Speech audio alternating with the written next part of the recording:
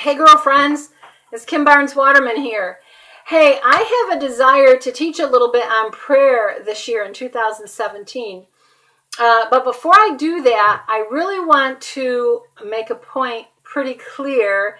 Uh, I love the fact that God made us all individual and unique.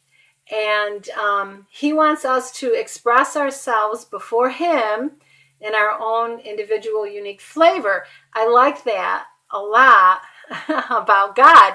That means that my prayer life and my experiences with Jesus might look a little bit different than your prayer life or your experiences with the Lord, and that's okay.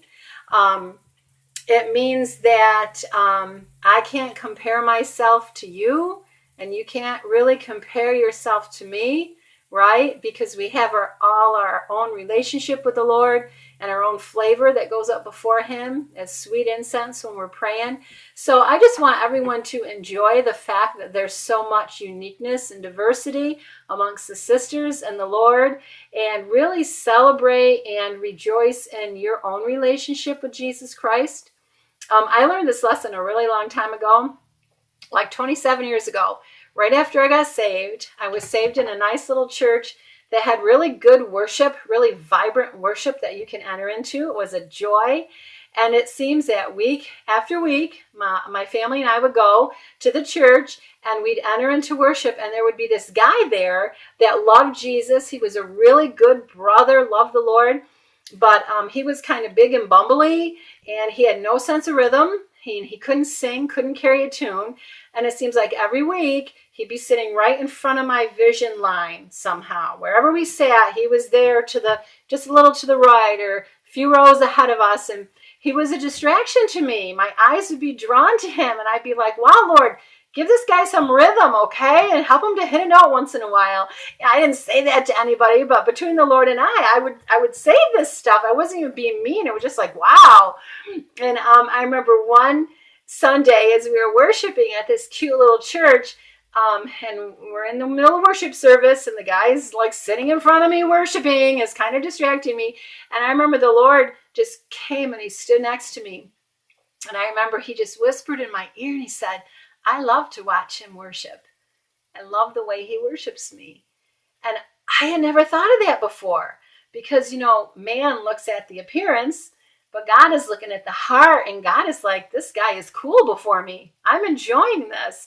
So I learned that lesson really early on, that uniqueness and individuality is pretty okay with God, and we want to step into what's okay with God, right?